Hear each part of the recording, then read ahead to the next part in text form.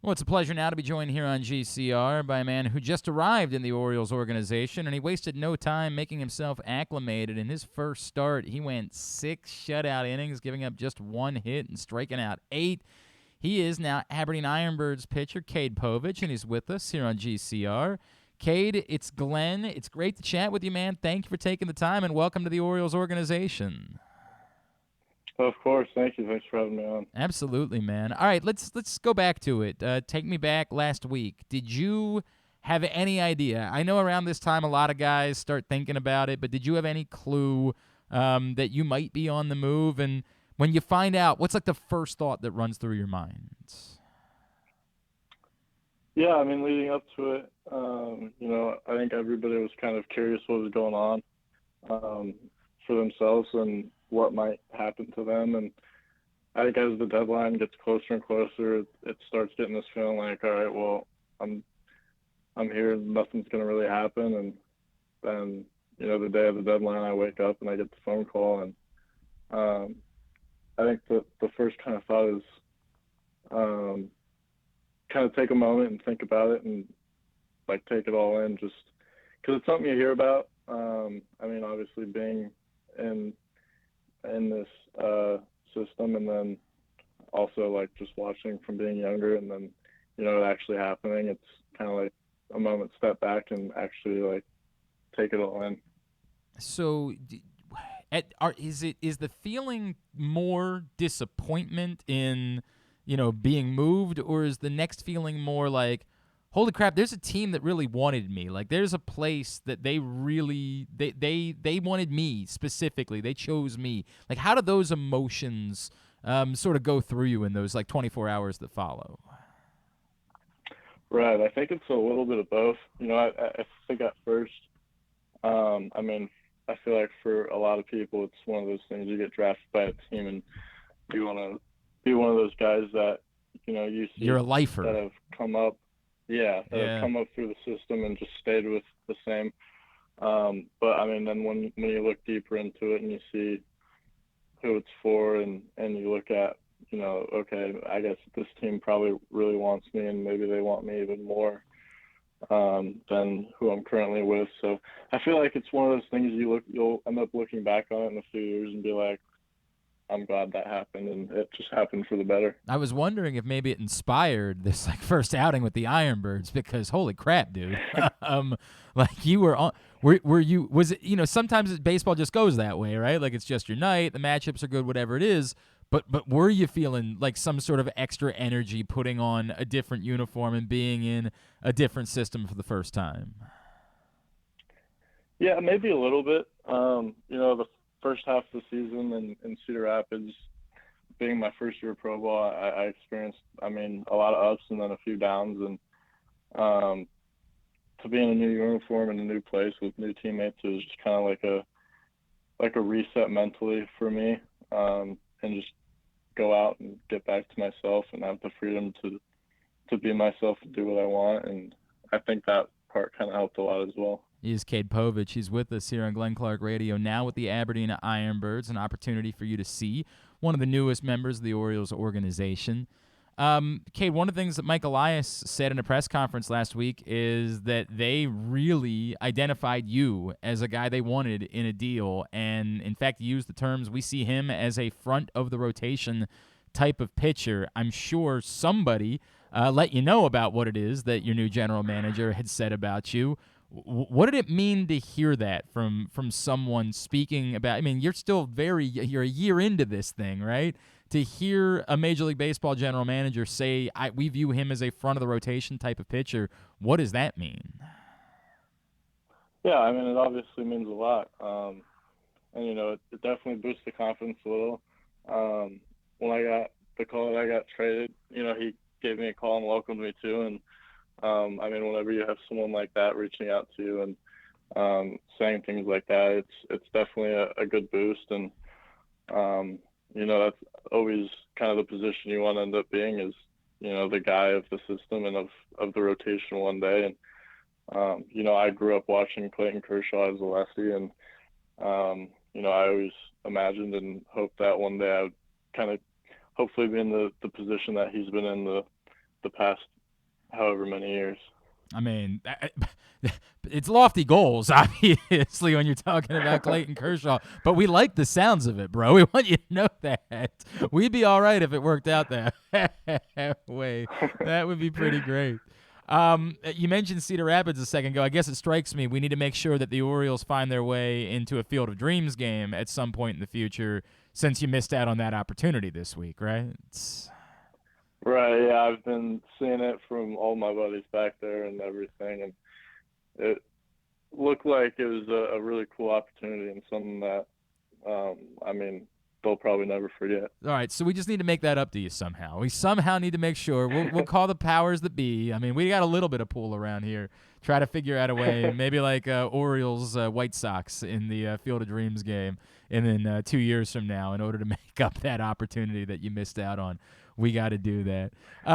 Cade, let's talk about you, the pitcher, right? I had a couple of scouts who said, what really jumped out to us is that your velocity seemed to even go up from the draft to now. I had a couple people that pointed out that, like, maybe there were a couple of extra ticks on the fastball. Can you take me through just the first year as a pro and what you feel like you've maybe already improved to this point?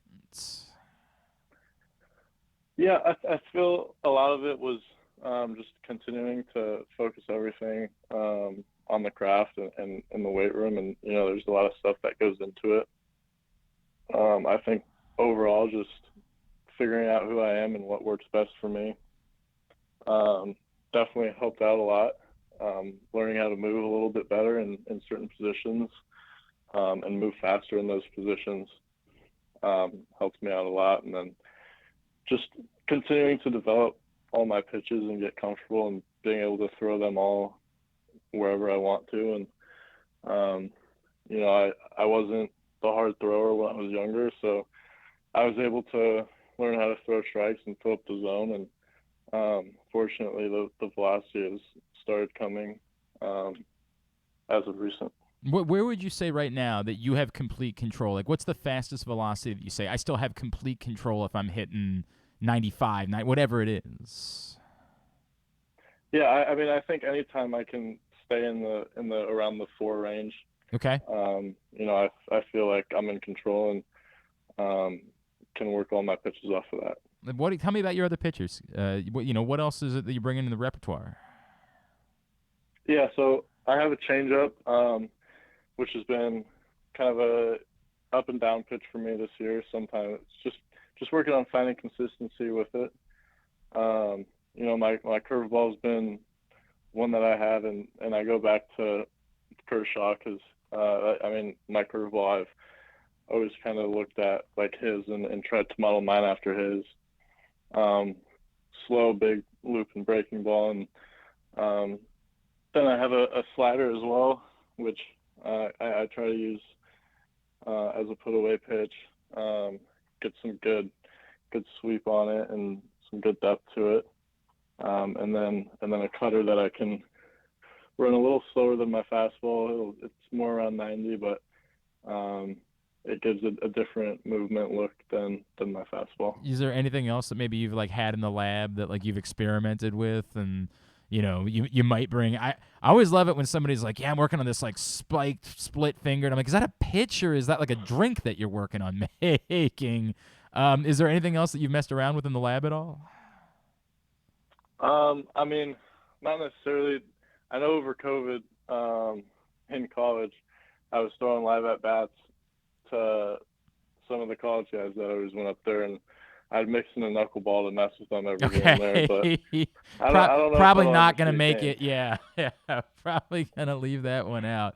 Although it would be hilarious in a certain situation. My God. Oh, my. I would have no choice but to stand if at some point you're here on a Tuesday after, a getaway day afternoon is the perfect time to do this. There's 2 strikes and you just quick pitch a knuckleball and nobody knows it's coming. Oh, it would be magical if that were to be the case. Hey, I know things have been going well in Minnesota, and it's a great organization that's had a lot of success. But again, taking stock after you got traded and seeing what's going on here in Baltimore and how things have turned and the even more talent that's coming and the opportunity to perhaps work with Adley Rutschman, who looks like he might be the greatest catcher in the history of baseball because, Jesus, he's already so good at such a young age. What does that mean to you, what you see coming now in this new organization?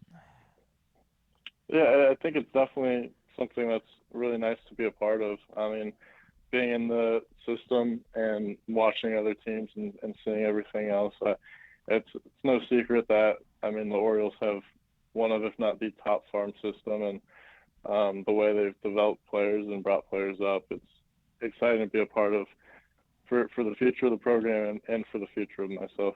And then the most important question, I saw you were a sports media and communications guy in college, so are you going to end up taking my job in the future? Hey, who knows? We'll have to wait and see.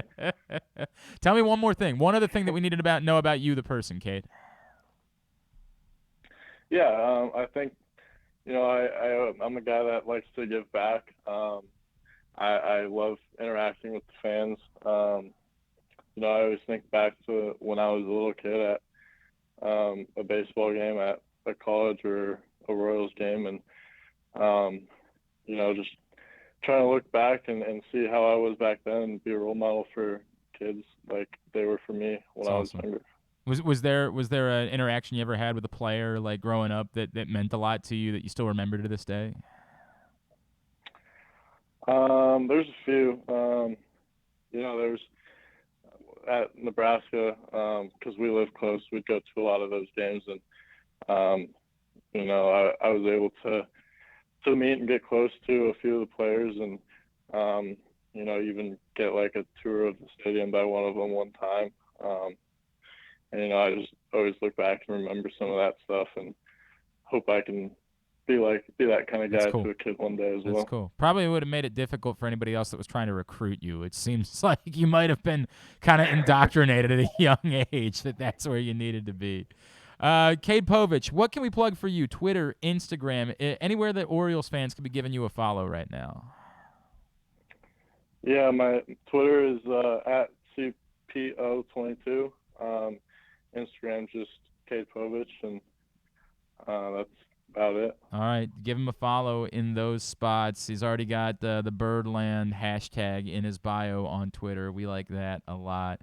Cade, and again, ironbirdsbaseball.com. Ironbirds in the midst of a great season. Opportunity to get out and see Cade and some of the newer members of the Orioles organization. Cade Povich, really appreciate you taking the time for us, man. Welcome to town. Thank you for doing this. We'll be in touch as you move forward. Best of luck. Of course, sounds good. Thanks for having me on. Absolutely.